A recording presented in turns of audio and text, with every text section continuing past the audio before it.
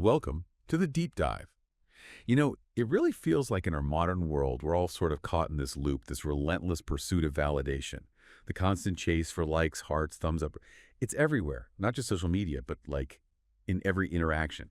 We end up filtering ourselves, don't we? Tempering our opinions, all just hoping to fit in. But here's the question that really got me thinking and sparked today's deep dive. Does true, lasting influence actually come from being liked? Or is it something else entirely? So our mission today is to really unpack a powerful perspective. It comes from a source titled Influence Through Respect, Not Popularity. And it offers, well, a pretty radical counterpoint to all that. It really does. And what's so compelling about this source right from the start is how it just cuts through that common idea. It argues quite powerfully, actually, that influence isn't built by trying to get everyone to like you. Instead, it insists that genuine influence is forged through respect. And that's not just playing with words.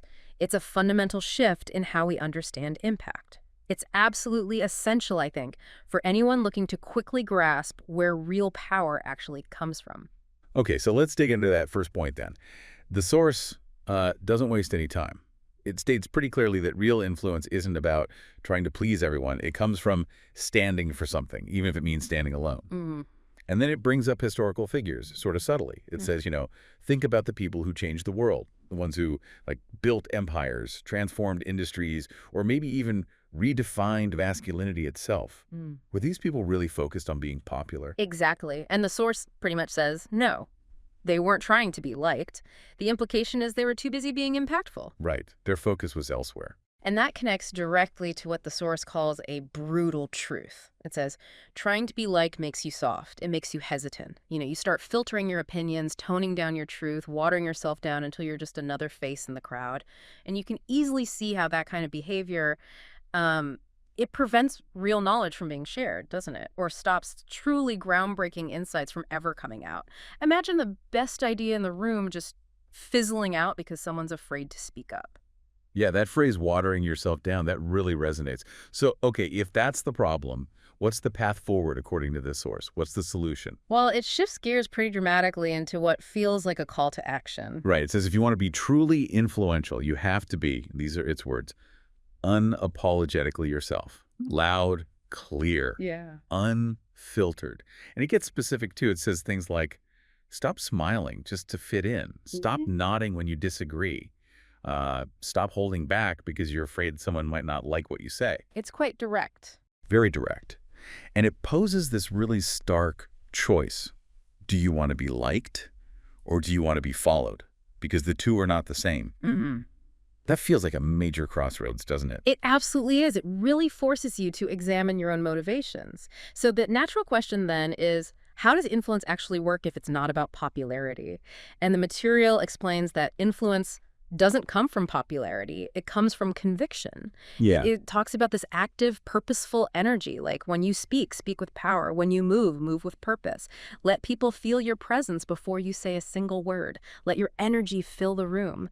That's influence. That's a powerful image. It's not about aggression then. No, not necessarily aggressive or dismissive. It's more about an inner certainty, a self-belief that translates into a kind of palpable presence. It's about delivering your truth with authority, an authority that doesn't need to constantly seek approval. Okay, and here's the part I found really interesting, kind of the kicker, maybe. The source says, when you stop trying to be liked, something remarkable happens. The right people start respecting you. Ah, yes, the right people. Exactly. And it describes these right people, not everyone, specifically as the ones who see your fire. The ones who are tired of the fake, the filtered, the fragile. It says they'll be drawn to your rawness, your boldness, your clarity. So the idea is that by being authentically you, you sort of naturally attract people who value that depth. Precisely. And that really hammers home the core message. You don't need everyone, you need the right ones. Which leads straight to the source's main conclusion. Authenticity will always outshine approval. And that influence, true influence, isn't earned by blending in, it's earned by standing out. The material is quite insistent on this point. The world ultimately respects those who don't beg for its affection. It's a powerful thought, isn't it? Not chasing affection, but commanding respect through authenticity. Exactly. Think about it, that kind of respect-based influence, it feels much more solid, more enduring than just fleeting popularity. Yeah, absolutely. So let's wrap this up. What does this all mean for you listening right now? Our deep dive into influence through respect, not popularity, it really highlights this profound shift, doesn't it? Moving away from constantly looking outside for validation and instead cultivating that internal conviction, that unwavering authenticity is the real source of influence. It definitely makes you think about your own interactions, your goals, and how you want to make an impact. It does. And maybe the final thought to leave you with comes directly from the source's closing challenge. It's quite provocative. It says, from this moment forward, make a decision. Be the man or woman who builds influence not by kissing up, but by standing tall. Speak your truth even when it shakes the room.